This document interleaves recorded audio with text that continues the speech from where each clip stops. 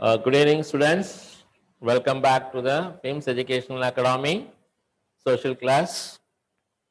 Here we start the new lesson, History, Unit 5, Social and Religious Reform Movements in the 19th century. Okay, in the lesson, the learning objectives are given to acquaint, to understand ourselves with the following points. நாம் கற்றுக்க வேண்டிய சில points வந்து இந்த இந்த சாப்டருடைய points வந்து சிம்பிளாக கொடுத்துருக்குறாங்க. இன்ட்ரடக்ஷனில் அந்த ஆப்ஜெக்டிவ்ஸாக கொடுத்துருக்குறாங்க. அதை மட்டும் நம்ம படிக்க போகிறோம் இந்த லெசனில். So social and religious reform movements in the 19th century இல்லையா? அது என்னன்னாக்கா the reform that take place in society as well as in religious by the movement in the 19th century. ஓகேங்களா? 19ஆம் நூற்றாண்டில் உருவான மூமெண்ட் மூலிமா சொசைட்டிலையும் மதத்திலையும் சில நிறைய மாறுதல்கள் ஏற்பட்டது. அது எப்படி ஏற்பட்டுச்சுன்னு மட்டும் தான் நம்ம இப்போ பார்க்க போகிறோம். ஓகேங்களா? த ஃபர்ஸ்ட் லேர்னிங் ஆப்ஜெக்டிவ்ஸ் பார்த்தீங்கன்னாக்கா the influence of western ideas and Christianity in creating a new awakening in 19th century British India. British இந்தியாவில் 19ஆம் நூற்றாண்டில் ஒரு பெரிய அவேக்கனிங்காக ஒரு பெரிய அவேர்னஸ் வந்தது. ஒரு புதுவிதமான அவேர்னஸ் மக்கள் மத்தியில் வந்தது. அதுக்கு காரணம் என்னன்னு கேட்டீங்கன்னாக்கா வெஸ்டர்ன் ஐடியாஸ்னாக்கா சிந்தனைகள்னு அர்த்தம் தமிழ்ல. வெஸ்டர்ன் ஐடியாஸ்னாக்கா யூரோப் கண்ட்ரிலிருந்து அமெரிக்காவில் கண்ட்ரிலிருந்து வந்த அந்த சிந்தனைகளும், ரெண்டாவது அங்கேருந்து டிரான்ஸ்ஃபர் ஆன கிறிஸ்டானிட்டியும் தான் வந்து முக்கியமான காரணம். நமக்கு ஏற்பட்ட த நியூ அவேக்கனிங் சொல்றாங்களே, creating a new awakening in 19th century British இந்தியாவில். அடுத்து பார்க்கறதுனாக்கா அது எப்படி வந்து அந்த இன்ஃப்ளூயன்சஸ் வந்து எப்படி வந்து அஃபெக்ட் ஆச்சு, எப்படி வந்து அந்த அவேர்னஸ் வந்து நமக்கு கிரியேட் ஆச்சுன்றதெல்லாம் நம்ம படிக்க போறோம் இந்த லெசன்ல. Condensation in social and religious sphere, opposition to the practice like sati, slavery, untouchability and child marriages. Condensation அப்படின்றது என்ன அர்த்தம்னாக்கா opposition in social and religious sphere, அதாவது ரிலிஜியஸ் ஸ்பியர்லையும் சோஷியல் ஸ்பியர்லையும் ஒரு பயங்கர அப்போசிஷனாக்கா எதிர்ப்பு. பர்டிகுலரா எதிர்ப்பு நடந்தது அப்படின்னு கேட்டீங்கன்னாக்கா opposition to practice of like sati பத்தி உங்களுக்கு தெரியும். ஓகேங்களா? ஸ்லேவரி அடிமைத்தனம் அப்படின்னு பத்தியும், அன்டச்சபிளி தீண்டாமை பத்தியும், சைல்ட் மேரேஜ் குழந்தைகள் திருமணம் இல்லையா அதை பத்தியும், இதுக்காக எப்படி வந்து நம்ம வந்து எதிர்ப்பு தெரிவிச்சோம் அப்படின்றதையும், எப்படி வந்து மாற்றம் ஏற்பட்டுச்சுன்றதையும் நம்ம பார்க்க போறோம். The next one is opposition to the idolatry. ஐடாலிட்ரின்றது என்ன மீனிங்னாக்கா கடவுள் வந்து உருவ வழிபாடு இருக்கக்கூடாது, ஐடியல் வர்ஷிப் வேண்டாம் அப்படின்னு சொல்றாங்க. அப்போசிஷன் அதுக்கு வந்து எதிர்ப்பு தெரிவிச்சிருந்தாங்க. ரிச்சுவல்ஸ் அண்ட் சூப்பர்ஸ்டிஷியஸ், ரிச்சுவல்ஸ்னாக்கா சடங்கு சம்பிரதாயம் இல்லையா? நம்ம வந்து ஒவ்வொரு மதத்துக்கும் ஒரு சடங்கு சம்பிரதாயம் இருக்கு இல்லையா? அது தேவையில்லாதது அப்படின்னு சொல்றாங்க. சூப்பர்ஸ்டிஷியஸ் பிலீஃப் அப்படின்னா என்ன அர்த்தம்? சூப்பர்ஸ்டிஷியஸ் பிலீஃப்னாக்கா அதாவது வந்து மூல பழக்க வழக்கம் அப்படின்னு சொல்லுவாங்க. ஒரு பூனை குறுக்கில் போனாலும் சரி, யாராவது வந்தாலும் சரி, நிறைய இருக்கு. இந்த பல்லி வந்து சத்தம் போட்டாக்கா அதுக்கு ஒரு இது சொல்லுவாங்க. இந்த மாதிரி நிறைய மூலப்பழக்க வழக்கங்கள் வந்து இருந்தது. அதை எதிர்த்து போராட்டம் நடந்தது. அதையும் வந்து நம்ம இதுல பார்க்க போறோம். Contribution of Brahmo Samaj, Arya Samaj, Ramakrishna Mission, Theosophical Society, Aligarh movement to the regenerations of India. இந்த இந்தியா வந்து ஒரு புது ஜெனரேஷனுக்கு உருவாக்குறதுக்கு முக்கியமான கான்ட்ரிபியூஷன் பங்கு, அதாவது அவங்களுடைய ரோல் ஆஃப் பார்ட் எப்படின்னு யாராருது அப்படின்னு கேட்டீங்கன்னாக்கா பிரம்ம சமாஜ் அவங்களுடைய கான்ட்ரிபியூஷன் என்னன்னா, ஆரிய சமாஜி கான்ட்ரிபியூஷன்ஸ் என்ன, ராமகிருஷ்ணாவுடைய கான்ட்ரிபியூஷன்ஸ் என்ன, தியோசபிக்கல் சொசைட்டி அண்ட் அலிகார் மூவ்மெண்ட்டுடைய கான்ட்ரிபியூஷன்ஸ், இந்த கான்ட்ரிபியூஷன்ஸினுடைய இம்பேக்ட் தான் வந்து ரீஜெனரேஷன் ஆஃப் இந்தியா, திரும்பவும் ஒரு புது இந்தியா உருவாக்குறதுக்கு இது காரணமா இருந்திருக்கிறாங்கன்னு சொல்றாங்க. So role played by the prominent personalities in bringing about this awakening among us. அதாவது இந்துஸ்ல மட்டும் இந்த ரீஃபார்ம்ஸ் நடக்கல, பர்சின்னு சொல்லக்கூடிய இந்த பேக்வர்ட் கம்யூனிட்டின்னு சொல்லக்கூடிய பர்சிஸ் கம்யூனிட்டிலையும் சிக்ஸ் கம்யூனிட்டிலையும் வந்து அவங்க மத தலைவர்களால் ஏற்பட்ட பெரிய மாறுதலை பற்றியும் இந்த சாப்டர்ல நம்ம படிக்க போறோம். Social movement of Jyotiba Phule and reform movements in Kerala இருந்தது. சில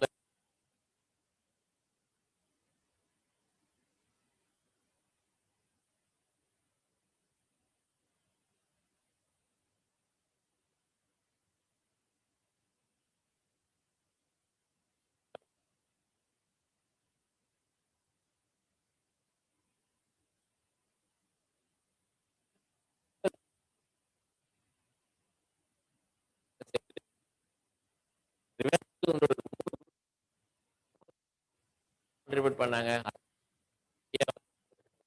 மாடல்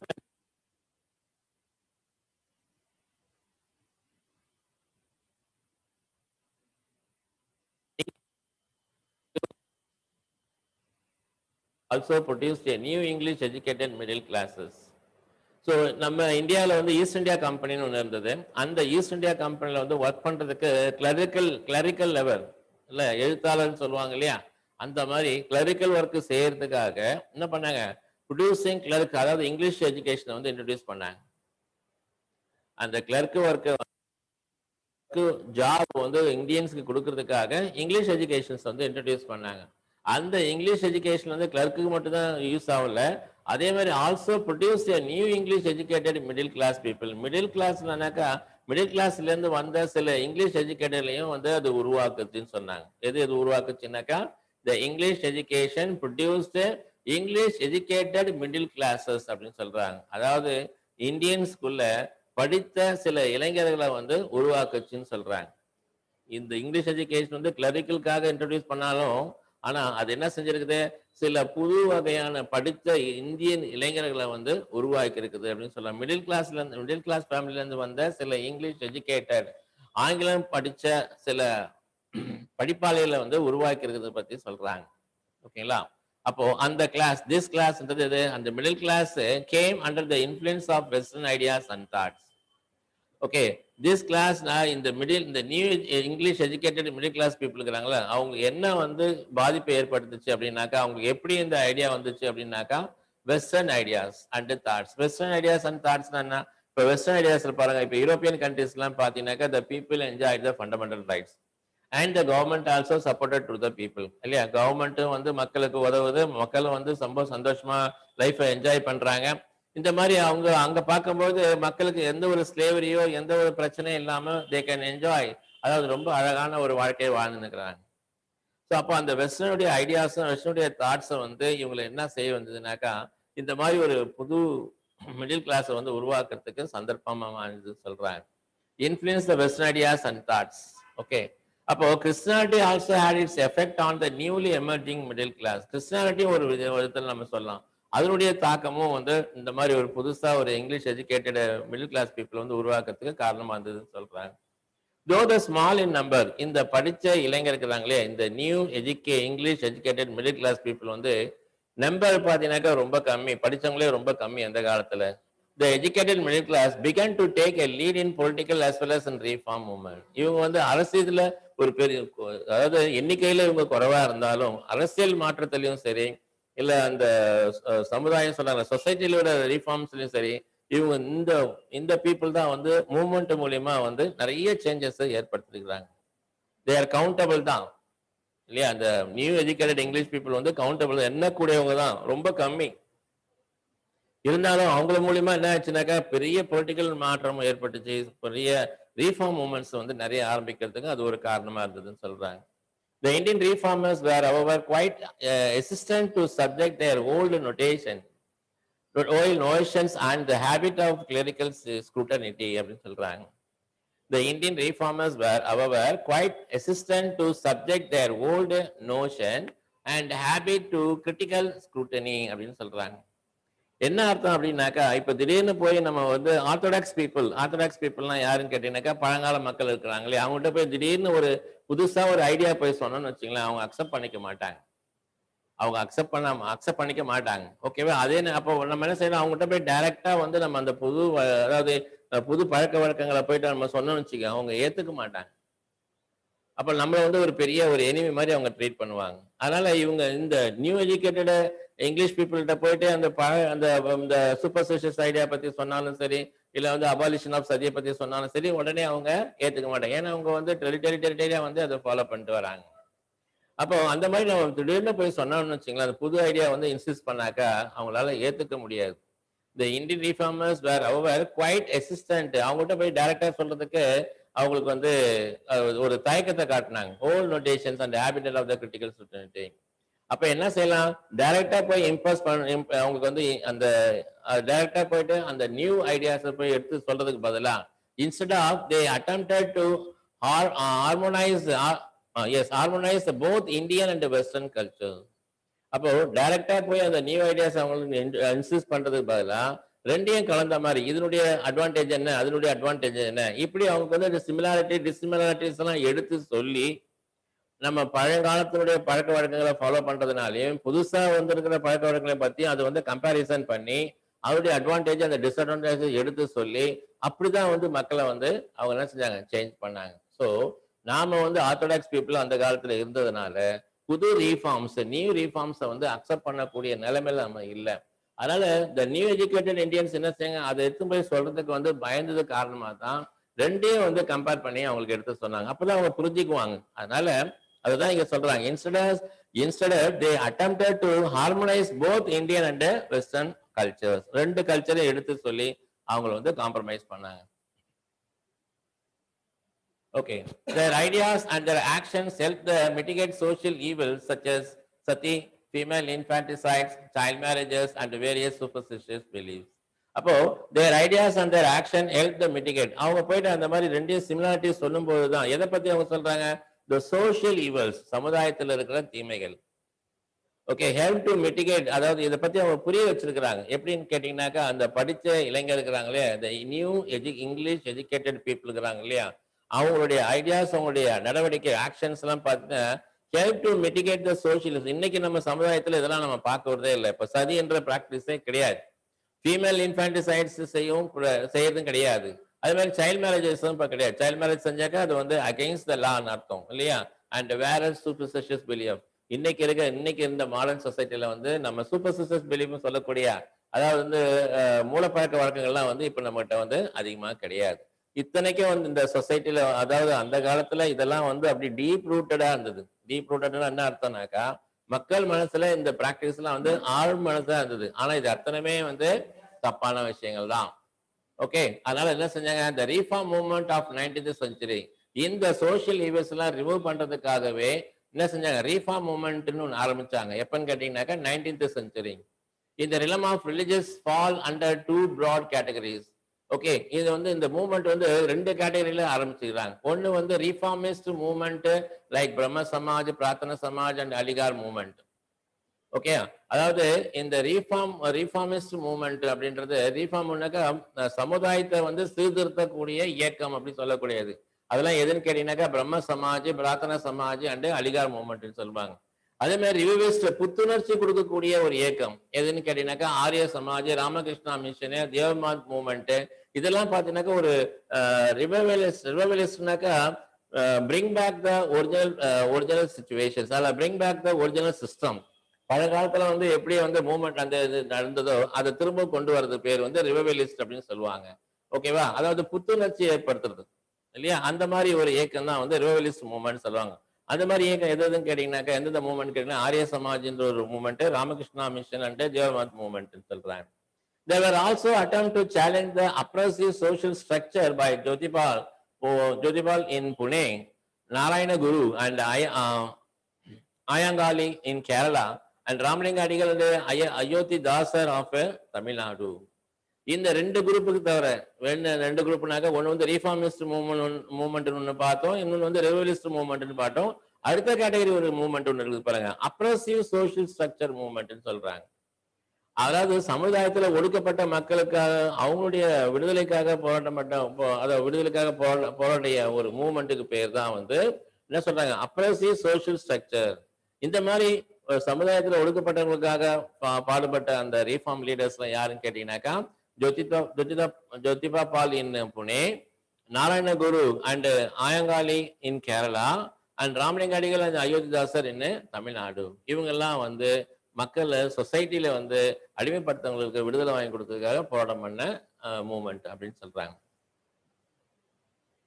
ரைட், இப்போ வந்து ஏர்லி ரீஃபார்ம் மூவ்மெண்ட்ஸ் இன் பெங்கால். அதாவது முதல்ல பெங்கால்ல தான் வந்து ரீஃபார்ம் மூவ்மெண்ட் ஆரம்பிச்சாங்க. அதாவது மறுமலர்ச்சின்னு சொல்லக்கூடிய ஒரு ரீஃபார்ம்னாக்கா ஒரு மாற்றங்கள் ஏற்படுத்தக்கூடிய இயக்கம் எங்க ஆரம்பிச்சுனாக்கா பெங்கால்ல தான். ஏர்லி ரீஃபார்ம் மூவ்மெண்ட்ஸ் இன் பெங்கால். ஃபர்ஸ்ட் யாருன்னு பாத்தீங்கன்னாக்கா ராஜாராம் மோகன் ராய் அண்ட் பிரம்ம சமாஜ். ராஜாராம் மோகன் ராய் ஆரம்பிச்ச அந்த மூவ்மெண்ட்டுக்கு பேர் தான் வந்து பிரம்மோ சமாஜ் அப்படின்னு சொல்லுவாங்க. ஸோ ராம் மோகன் ராய் அவருக்கு ராஜான்ற பட்டம் வந்து அக்பர் டூ அப்படின்றவர் தான் அவருக்கு வந்து கொடுத்தாரு. இல்லைங்களா? அந்த அக்பர் டூன்றவரு அவருடைய பீரியட்ல வந்து இவர் வந்து மினிஸ்டரா இருக்கும்போது இவர் தான் வந்து இங்கிலாந்துக்கு போயிட்டு ராஜாவுடைய சேலரியை வந்து இன்க்ரீஸ் பண்றதுக்காகவும் வந்து சில சலுகைலாம் வந்து அங்கேருந்து இங்கிலாந்துல இருந்து வாங்கிட்டு வந்து, ஏன்னா இவருக்கு எல்லாம் படிச்சிருக்கிறாரு. இவர் வந்து பெரிய ஸ்காலர் இல்லையா? ஸோ அவருக்காக வந்து இவர் இங்கிலாந்து போயிட்டு ராஜாக்காக இங்கிலாந்துக்கு போயிட்டு அவருக்கு வந்து எல்லா கன்செஷனையும் வாங்கிட்டு வந்து இவருக்கு கொடுத்தாரு. அதனால அவருக்கு வந்து என்னன்னு ஒரு டைட்டில் கொடுத்தாருனாக்கா அக்பர் டூ ராஜா அப்படின்ற ஒரு டைட்டில் கொடுத்தார். அன்னையிலேருந்து அவருக்கு பேர் வந்து ராஜா ராம் மோகன் ராய் அப்படின்னு வரும். ஆனா அவர் பேர் வந்து ராம் மோகன் ராய் தான். ஓகே, சரி. அவருடைய பீரியட் என்னக்கா 1772 1833 was one of the earliest reformers. ரீஃபார்ம்ஸ்ல த ஏர்லியஸ்ட் ரீஃபார்மர்ஸ், அதாவது முதல்ல வந்து இந்த சீர்திருத்தத்தை வந்து செய்யணும்னு நினைச்சவர் யாருன்னு கேட்டாக்க ராஜாராம் மோகன் ராய் தான். அவர் வந்து influenced by the western ideas to initiate reforms.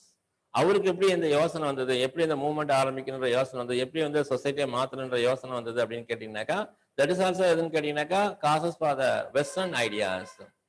ஐரோப்பிய நாட்டில் ஏற்பட்ட அந்த யூரோப்பியன் கண்ட்ரீஸ்ல ஏற்பட்ட அதனுடைய இம்பாக்ட், அதனுடைய ஐடியாஸ், அதனுடைய சிந்தனைகள், ஐரோப்பிய மக்களுடைய சிந்தனைகள் தான் வந்து இவர் என்ன தூண்டுச்சுனாக்கா இந்த மாதிரி ஒரு ரீஃபார்ம் மூவ்மெண்ட்டை வந்து ஆரம்பிச்சு மக்களை வந்து சேஞ்ச் பண்ணணும் அப்படின்ற ஒரு நிலைமைக்கு வந்தாங்க. சரி. he was a great scholar, நல்ல படித்த அறிவாளி. ஓகேங்களா? ராஜாராம் மோகன் Rai was a great scholar and well versed in Sanskrit. சான்ஸ்கிரிட்டும் சரி, அரபிக் மொழியும் சரி, சான்ஸ்கிரிட் லாங்குவேஜ் இருந்தாலும் சரி, அரபிக் லாங்குவேஜ் சரி, பெர்ஷியன் லாங்குவேஜ் இருந்தாலும் சரி, இங்கிலீஷ் இருந்தாலும் சரி, apart from the knowledge in his mother, அவருடைய மதர் டங் கேட்டீங்கன்னாக்க Bengali. he was well versed, எல்லாத்திலும் வந்து நல்ல கரைச்சு குடிச்சான்னு சொல்லுவாங்க இல்லையா, அந்த மாதிரி he was thoroughly knowledge about the Sanskrit, Arabic, Persians and English. ஓகேங்களா? ஸோ அதனால வந்து இங்கிலீஷும் நல்லா படிக்க தெரியும், பேச தெரியும், சான்ஸ்கிரிட்டும் நல்லா பேச தெரியும், அரபிக் நல்லா தெரியும், பெர்ஷியனும் நல்லா தெரியும். இந்த மாதிரி நிறைய இது படிச்சதுனால அவர் என்னன்னு சொல்லுவாங்க, வாஸ் அ கிரேட் ஸ்காலர் அப்படின்னு சொல்லுவாங்க. ஸோ ராம் மோகன் Roy was opposed to meaningless religious ceremonies and all forms of pernicious social customs. So Rajaram மோகன் Roy was opposed the meaningless religious ceremonies. நாம செய்யற சடங்கு சம்பிரதாயம், அது மத சம்பந்தப்பட்ட சில சடங்குகள்லாம் வந்து அர்த்தமே இல்லை, அதெல்லாம் வந்து வேஸ்ட், அந்த மாதிரிலாம் எதுவுமே வந்து எந்த ஒரு இதுலயும் வந்து சொல்லப்படலை அப்படின்னு சொல்றாங்க. அதெல்லாம் அர்த்தமே கிடையாதுன்றாங்க. ஸோ ராம் மோகன் Roy was opposed the meaningless, அதை எதிர்க்கிறார், meaningless religious ceremonies and all forms of social customs. நாம இது வரைக்கும் வாழடி வாழியா ஃபாலோ பண்ணி வந்த அந்த சோசியலுடைய, அதாவது சமுதாயத்தினுடைய பழக்க வழக்கங்களும் வந்து அது வந்து கெடுதியானது அப்படின்னு சொல்றாங்க. yet he wanted to preserve continuity with the past. இருந்தாலும் நடுவில் ஏற்பட்ட சில மாறுதல்கள் காரணமாக தான் அவருடைய பியூரிட்டி வந்து மாறி போச்சு. இருந்தாலும் அது பியூரிட்டியை வந்து கெடாம இருக்கிறதுக்கும் இவர் வந்து பாடுபட்டார். ஸோ அதுதான் இங்க சொல்றாங்க, yet he wanted to preserve continuity with the past. பழங்காலத்துல சொல்லப்பட்ட விஷயங்கள்லாம் உண்மைதான், ஆனா வந்து அது வந்து சிலது வந்து தெரிஞ்சு போய் மாறி போய் அது வந்து அவருடைய பழக்க வழக்கங்களே இப்ப மாறி இருக்குது. இருந்தாலும் பாஸ்ட வந்து ப்ரிசர்வ் பண்ணணுன்ற எண்ணத்துல தான் அவர் இருந்தார். In his religious, philosophical, social outlook, he was deeply influenced by the monotheism and anti-idolatry அப்படின்னு சொல்றாங்க. In his religious, philosophical, social outlook, எல்லாத்திலையும் பார்த்தீங்கன்னாக்கா முக்கியமானது என்னன்னு கேட்டாருனாக்கா, he was deeply influenced by the monotheism. monotheismனா என்ன அர்த்தம்னாக்கா God is one அர்த்தம். அது வந்து God is one சொன்னாலும் கூட God is in the form of nature. கடவுள் வந்து இயற்கையானவர் தான், அது வந்து அவருக்கு உருவம் கிடையாது இல்லையா. ஆன்டி ஐடலட்ரி அப்படின்னு அர்த்தம், கடவுளுக்கு எந்த உருவ வழிபாடும் கிடையாது. உருவத்தை வச்சு வழிபடுறது, கடவுளுக்கு ஒரு ஃபார்ம் கொடுத்து அவர் ஸ்ட்ரக்சரை கொடுத்து அது வழிமா வர்ஷிப் பண்றது வந்து தப்பான விஷயம். அவரை பொறுத்த வரைக்கும் மோனோதீசம் அப்படின்னாக்கா God is one and God is in the form of nature. அதுதான் வந்து மக்களுக்கு அது வந்து இன்சிஸ்ட் பண்றாங்க. Okay, so based on his interpretations of the Upanishads. Upanishads என்றது சான்ஸ்கிரிட்டுடைய கைடுன்னு சொல்லலாம். இப்ப நம்ம தமிழ் செயலுக்கு வந்து அது கருத்து புரியலனாக்கா கைடை பார்த்து நம்ம புரிஞ்சுக்கிறோம் இல்லையா. அந்த மாதிரி சில புக்குங்கெல்லாம் வந்து எழுதி வச்சிருக்கிறாங்க உபனிஷாஸ், அதுவும் சான்ஸ்கிரிட் தான். இவருக்கு வந்து சான்ஸ்கிரிட் வந்து நல்ல தரவு நாலேஜ் இருக்கிறதுனால அந்த உபனிஷாஸை பத்தி ஒரு ஸ்டாண்டர்டான இன்ஃபர்மேஷன் கொடுக்குறாரு. ஓகேங்களா. based on his interpretation of the Upanishads, he argued that all the ancient texts of Hindu preached monotheism or worship of one God. உபனிஷத்துல சொல்லப்பட்டிருக்கிற அத்தனை புக்குங்களையும் என்ன இருக்குதுன்னாக்கா ancient text of the Hindus என்ன ப்ரீச் பண்ணுது, என்ன சொல்லுதுனாக்கா மோனோதிசியம் அப்படின்னு என்ன அர்த்தம், ஒரே கடவுள்ன்றது ஒருத்தர் தான், அதாவது வர்ஷிப் ஆஃப் ஒன் காட், நம்ம ஒரே கடவுளை தான் வழிபடணும் அப்படிதான் சொல்லுதுன்னு சொல்லி இவர் சொல்றார். இன்டர்பிரேஷனாக்கா ஒரு ஸ்டாண்டர்டு இன்ஃபர்மேஷன் கொடுக்குறார். Based on his interpretations of the Upanishads, he argued that all the ancient texts of the Hindus preached எல்லா அந்த காலத்துல எழுதப்பட்ட எல்லா உபனிஷாஸ் புக்லயும் என்ன சொல்லுதுனாக்கா காட் இஸ் ஒன் அப்படிதான் சொல்றாங்க. இல்லைனாக்கா வர்ஷிப் ஆஃப் ஒன் காட், இல்லைனாக்கா மோனோதிசியம் அப்படின்னு சொல்றாங்க. Okay, concerned with the prevailing customs of sati, child marriage, polygamy, he published a tract against them and petitioned to the government to legislate against them.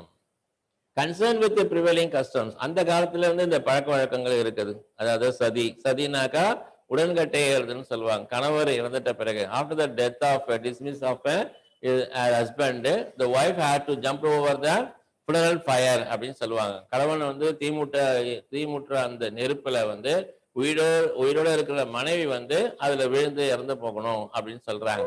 ஓகேவா? இது வந்து ஒரு மூல பழக்க வழக்கம். அதாவது சதின்றது purely on the basis of superstitious fact தான்.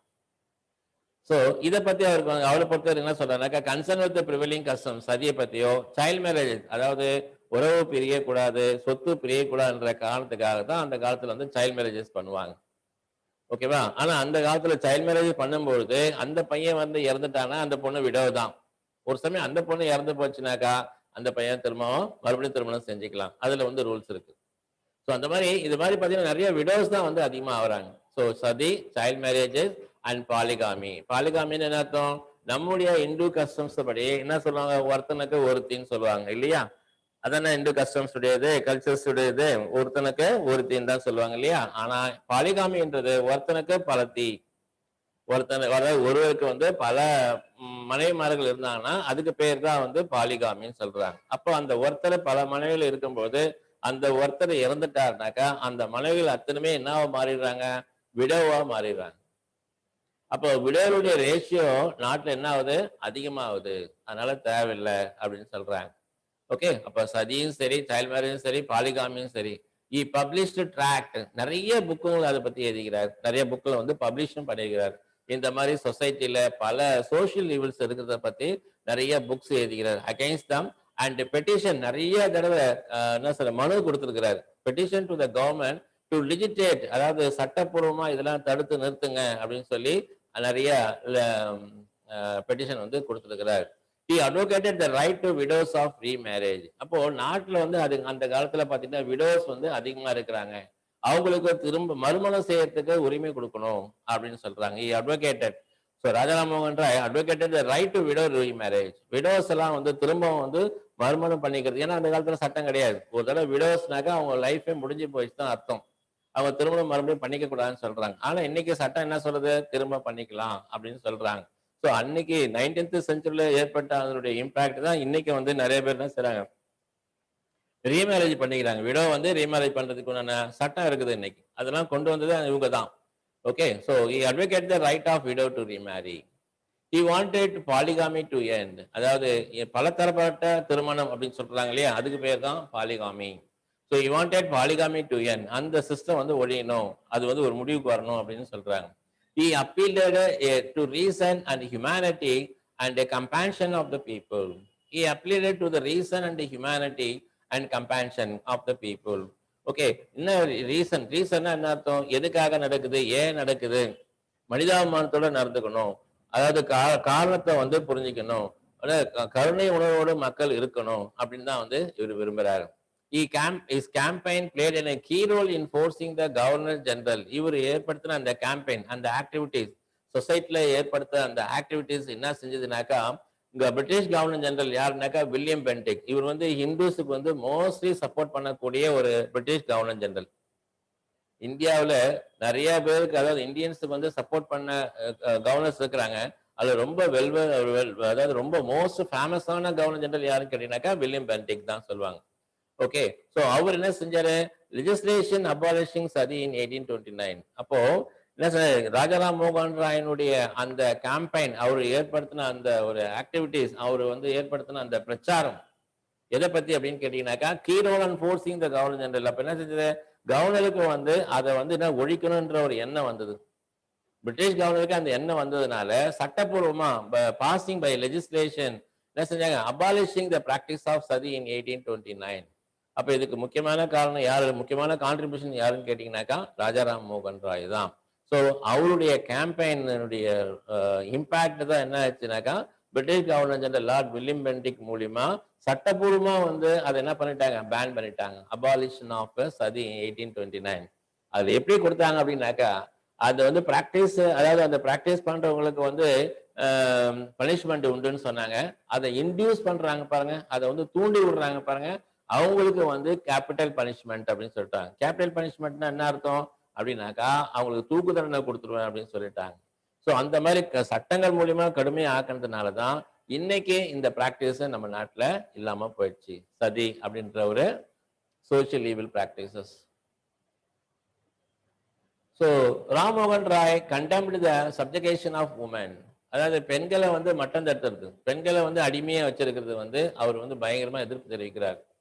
Rammohan Roy condemned means criticise the subjugations அப்படின்னு சொல்றாங்க. கிரிட்டிசைஸ்னாக்கா குற்றம் சுமத்துறாரு. த சப்ஜெகேஷன் ஆஃப் உமன், பெண்களை வந்து அடிமைத்தனமா வச்சிருக்கிறது. ரெண்டாவது, oppose the prevailing ideas that woman were inferior to men, அதாவது அந்த காலத்துல பெண்கள்லாம் பாத்தீங்கன்னாக்கா ஆண்களை விட மட்டகரமானவங்க, அதாவது அண்டர் எஸ்டிமேட் பண்ணி வச்சிருக்கிறாங்க.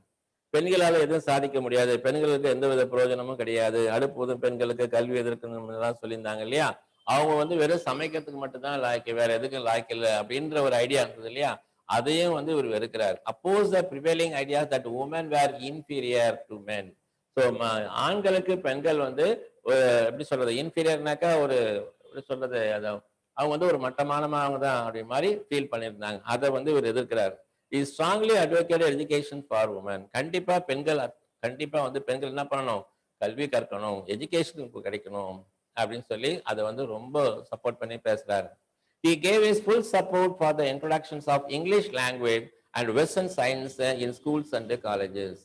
ஓகே, அப்போ கவர்னர் ஜெனரல் அவர் என்ன சொல்றாருனாக்கா, பிரிட்டிஷ் கவர்மெண்ட் என்ன சொல்றாங்க, he gave his full support for the introduction of English languages.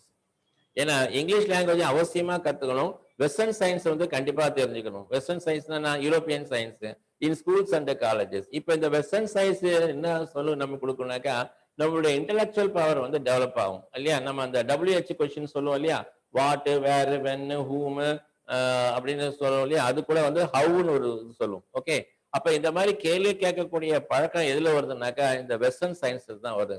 கேள்வி கேட்டாதான் நமக்கு என்ன கொடுக்கும், நமக்கு நாலேஜ் வந்து டெவலப் ஆகும். அப்போ நம்ம அந்த காலத்துல என்னென்ன படிச்சிருந்தோம், கொஞ்சம் சான்ஸ்கிரிட் படிப்போம், கொஞ்சம் அரபிக் மேத்தமெட்டிக்ஸ் படிப்போம், கொஞ்சம் ரிலிஜியஸ் டெக்ஸ்ட் புக்ஸ் படிப்போம். இதான் நம்மளுடைய எஜுகேஷன் சிஸ்டம். இதுல வந்து நமக்கு வந்து எந்தவித மென்டல், அதாவது என்ன சொல்ற, இன்டெலெக்சுவல் பவர் வந்து டெவலப் பண்றதுக்கு சான்ஸே இல்லை. பட் அதனால தான் அவர் என்ன சொல்றாருனாக்கா, இங்கிலீஷ் லாங்குவேஜை படிச்சீங்கன்னாக்கா வெஸ்டர்ன் சயின்ஸ் வந்து ஆட்டோமேட்டிக்கா நம்ம படிக்க முடியும். அப்படி வெஸ்டர்ன் சயின்ஸ் நம்ம படிச்சோம்னாக்கா நமக்கு இன்டெலெக்சுவல் டெவலப்மெண்ட், கண்ட்ரி வந்து அட்வான்ஸ்மெண்ட்ல போகும் அப்படின்ற ஐடியால தான் சொன்னார். அதான் சொன்னாங்க, he gave his full support for the introduction of English languages and Western science in the schools and colleges அப்படின்னு சொன்னார். ராஜாராம் மோகன் Rai founded the Brahma Samaj on 20th August 1828. Rajaram மோகன் ராய் அவருடைய மூவ்மெண்ட்டுக்கு பேர் தான் வந்து பிரம்ம சமாஜ் அப்படின்னு சொல்லுவாங்க. அதாவது அவருடைய இயக்கத்துக்கு பேர் வந்து பிரம்ம சமாஜ். எப்பனாக்கா 20th August 1828ல ஆரம்பிச்சாங்க. Okay, he opened a temple in Calcutta where there was no image. இவரு ஒரு கோயில் ஒண்ணு கட்டினார், கல்கட்டாவில் ஒரு கோயில் ஒண்ணு கட்டினார். ஆனா அந்த கோயிலுக்கு உள்ள எந்த ஒரு உருவ வழிபாடும் இல்லை, எந்த ஒரு உருவமும் கிடையாது. there was no image. அதாவது தமிழ் கடவுளோ இல்லை கிறிஸ்டியன் கடவுளோ இல்லை வேற எந்த கடவுளுமே வந்து அதுக்குள்ள இல்லை. வெறும் பில்டிங் தான், வெறும் டெம்பிள் தான். ஓகேங்களா, அது என்ன எழுதி வச்சிருந்தாரு, that should be revealed or slight spoken of or allowed of. ஒரு மொழியை பற்றி எந்த ஒரு பேசக்கூடாது, யாரும் இங்க பேசக்கூடாது, அதை பத்தி இங்க டிஸ்கஸ் பண்ண அப்படின்னு சொல்லி அந்த ஓகேங்களா. நோ ரிலிஜன், எந்த மதத்தை பத்தியும் இங்க வந்து தாழ்வாவோ இல்லை வந்து மட்டகரமாவோ இல்லை வந்து வேலைத்தனமா வந்து அதிகமாவோ பேசவும் கூடாது, அதை பத்தி டிஸ்கஸ் பண்ணக்கூடாதுன்னு சொல்லி அந்த கோயிலுக்குள்ள ஒரு போர்டே எழுதி வச்சிருந்தார். there he had laid down, ஒரு போர்டு ஒன்று மாட்டி வச்சிருந்தார். the சமாஜி forbidden idol worship. இந்த பிரம்ம சமாஜி எதை பத்தி இன்சிஸ்ட் பண்ணிச்சுனாக்கா, ஐடல் வர்ஷிப், அதாவது forbidden the idol worshipனாக்க உருவ வழிபாடு தேவையில்லை அப்படின்னு சொன்னாங்க. ரெண்டாவது condemned meaningless religious rites and ceremonies இல்லையா, எந்த ஒரு அர்த்தமற்ற ஒரு கலாச்சாரம், அர்த்தமற்ற வந்து சடங்கு சம்பிரதாயம் இல்லையா. கல்யாணத்தை வந்து நம்ம சிம்பிளாவும் நடத்தலாம், கோடிக்கணக்கிலையும் நடத்தலாம். அது சிம்பிளா நடத்துறது தான் வந்து நம்ம வேதங்கள்லயும் சரி, நம்ம ஸ்கல்ப்சர்ஸ்லயும் வந்து ஐ மீன் நம்ம இதுலயும் கொடுத்துருக்காங்க, ஸ்கிரிப்சர்ஸ்லயும் கொடுத்துருக்காங்க. இருந்தாலும் கூட இதை வந்து அந்த மாதிரி ஒரு மீனிங்லெஸ் எல்லாத்துக்கும் வந்து சடங்கு சம்பிரதாயம் பண்றோம் இல்லையா, இந்த லேடிஸ்க்கு நிறைய சடங்கு, அதெல்லாம் வந்து தேவையே இல்லைன்றாங்க. இந்த மூவ்மெண்ட் அதை பத்தி தான் வந்து அப்போஸ் பண்ணுது. ஃபர்பிடட் ஐடல் வர்ஷிப், ஒரு வழிபாடு தேவையில்லை. மீனிங்லெஸ்னாக்க அர்த்தமற்ற ரிலிஜியஸ் ரியர்ஸ் அண்ட் செரிமோனிஸ், அர்த்தமற்ற அந்த சடங்கு சம்பிரதாயங்களும், அதாவது எது அதாவது இந்து மதத்தை சார்ந்து இருக்கிற சடங்கு சம்பிரதாயத்தை வந்து தேவையில்லை அப்படின்னு இவங்க வந்து இன்சிஸ்ட் பண்றாங்க இந்த movement. However, from the beginning, the appeal of the Brahma Samaj remained limited to the intellectual and enlightened Bengalis. இவ்வளோ கஷ்டப்பட்டு இவ்வளோ எஃபோர்ட் எடுத்து ஒரு மூவ்மெண்ட் ஆரம்பிச்சு அது மூலியமா வந்து மக்களுக்கு வந்து இன்சிஸ்ட் இவருடைய ஐடியாஸையும் தாட்ஸையும் அந்த இதுலயும் வந்து இவர் இன்சிஸ்ட் பண்ணும்போது அது வந்து எல்லா மக்களுக்கும், இந்தியாவில் இருக்கிற எல்லா மக்களுக்கும் போய் அது வந்து ரீச் ஆகல. அது வந்து ஒரு லிமிட்டட் லெவல்ல தான் வந்து போய் ரீச் ஆச்சு. However, from the beginning, the appeal of the பிரம்ம சமாஜ், பிரம்ம சமாஜ் ஆரம்பிச்சு அவங்களுடைய கொள்கையை வந்து ஸ்ப்ரெட் பண்ணும்போது ரிமைண்ட் லிமிட்டட், அது ஒரு சில மக்களுக்கு மட்டும்தான் அது வந்து அக்செப்ட் பண்ணிக்கிறாங்க அவங்க சொல்றத. யாருன்னு கேட்டீங்கன்னாக்கா இன்டலெக்சுவல்ஸ் அண்ட் என்லைட்டட் பெங்காலிஸ். இன்டலெக்சுவல்னாக்கா படிச்ச அறிவாளிங்க வந்து அதை புரிஞ்சுங்க அவங்க சொல்றதை ஏத்துக்கிட்டாங்க. அண்ட் என்லைட்டட் பெங்காலிஸ்னாக்கா அதாவது வந்து இந்த அனுபவபூர்வமா இருக்கிறாங்க இல்லையா சில மக்கள், அவங்களும் வந்து இதை ஏத்துக்கிட்டாங்க. ஆக மொத்தத்துல அந்த லோயர் கிளாஸ் சொல்லக்கூடிய அந்த மிடில் கிளாஸ் சொல்லக்கூடிய மக்களுக்கு இவருடைய அந்த ரீஃபார்முடைய பிரின்சிபல்ஸும் அந்த பாலிசிஸும் வந்து போய் ரீச் ஆகல. ஓகேங்களா, இதான் வந்து இந்த இதுல வந்து drawback. Okay, though the Samaj failed to attract the people from the lower section of the society, சொசைட்டில இருக்கிற லோயர் செக்ஷன் ஆஃப் பீப்புளை வந்து இந்த சமாஜ் வந்து அவங்களை அட்ராக்ட் பண்ணல, அவங்கள மாற்ற முடியல, அவங்களை திருத்த முடியல அப்படின்னு இருந்தாலும் கூட its impact on the culture of modern Bengal and its middle class was quite significant. அப்படின்னு சொல்றோம், அதனுடைய பாதிப்பு, எதனுடைய பாதிப்பு, ராஜாராம் மோகன் ராய் ஆரம்பிச்ச அந்த பிரம்ம சமாஜனுடைய பாதிப்பு, impact on the culture of modern பெங்கால உருவாகிறதுக்கு காரணமா இருந்தது. அதே மாதிரி its middle class was quite significant, அந்த மிடில் கிளாஸ் பீப்புளும் வந்து இதுல முக்கியத்துவம் வந்து தெரிஞ்சிருக்கிறாங்க. ஓகேங்களா, அப்ப இது யாருக்கு புரியல அப்படின்னாக்கா இந்த லோயர் செக்ஷன் ஆஃப் பீப்புள், அதாவது படிக்காதவங்க இருக்கிறாங்க இல்லையா அந்த காலத்துல, அவங்களுக்கு தான் வந்து இவங்க சொல்றதை வந்து புரிஞ்சுக்கவும் முடியல, அதை ஃபாலோ பண்ணவும் முடியல. ஓகேங்களா, இது வரைக்கும் நம்ம பார்த்தது வந்து பிரம்ம சமாஜ், அதாவது ஃபவுண்டட் பை ராஜாராம் மோகன் ராய். இப்ப அடுத்த சோசியல் ரீஃபார்மர் பத்தி நம்ம பார்க்க போறோம். அவர் பேர் தான் வந்து மகரிஷி தேவேந்திரநாத் தாகூர். ஓகேங்களா, so Maharishi Debendranath Tagore after the death of Ram மோகன் ராய், ராஜாராம் மோகன் ராய் இருந்தது எப்பனாக்க 1833ல, மகரிஷி தேவேந்திரநாத் தாகூர் 1817 to 1905 வரைக்கும் அவருடைய பீரியட சொல்றாங்க. The poet of Rabindranath Tagore's father, Rabindranath தாகூருடைய அப்பா தான் வந்து யார், இந்த Debendranath Tagore. Carried on the work, அதாவது ராஜாராம் மோகன் ராய் விட்டு போன அந்த ஒர்க்கை வந்து கண்டினியூ பண்ணது யாருன்னாக்கா Maharishi Debendranath Tagore. Okay, he laid down the 4 articles of faith, அவருக்கு ஏற்பட்ட அந்த நம்பிக்கையை வந்து 4 பிரின்சிபல்ஸ் 4 ஆர்டிகிளா கொடுத்துருக்காங்க. அதை பத்தி இப்ப நம்ம பார்க்கலாம். Okay, he laid down the 4 articles of faith. ஒன்னு என்ன கிடையாது, in the beginning there was nothing, இந்த உலகம் தோன்ற போது எதுவுமே கிடையாது. The one supreme being alone existed who created the universe. இந்த உலகத்தை யாரு படைச்சாரோ அவர் தான் வந்து சுப்ரீம் காட் இல்லையா, எல்லையற்ற கடவுள். எல்லையற்ற கடவுள்னாக்கா பவர்ஃபுல்னு அர்த்தம். ரெண்டாவது என்ன சொல்றாருனாக்கா he alone is God of truth, அவர் தான் உண்மையை வடிவானவர். இன்ஃபினிட், எல்லையற்ற அறிவுள்ளவர். குட்னஸ், நல்லது செய்யக்கூடியவர். அண்ட் பவர், அதிக சக்தி வாய்ந்தவர். எட்டர்னல், எங்க இருக்கக்கூடியவர். omnipresent, அவர் மட்டும்தான் அந்த உலகத்துல. ஒன் வித்தவுட் செகண்ட், அவர் ஒருத்தர் தான், வேற யாரும் கிடையாது அப்படின்னு சொல்லி 4 பிரின்சிபல்ஸ்ல இப்ப 2 பிரின்சிபல்ஸ் நம்ம பார்த்திருக்கிறோம். நெக்ஸ்ட் நம்ம கண்டினியூஷன்ல அடுத்த கிளாஸ்ல பார்க்கலாம். Thank you children.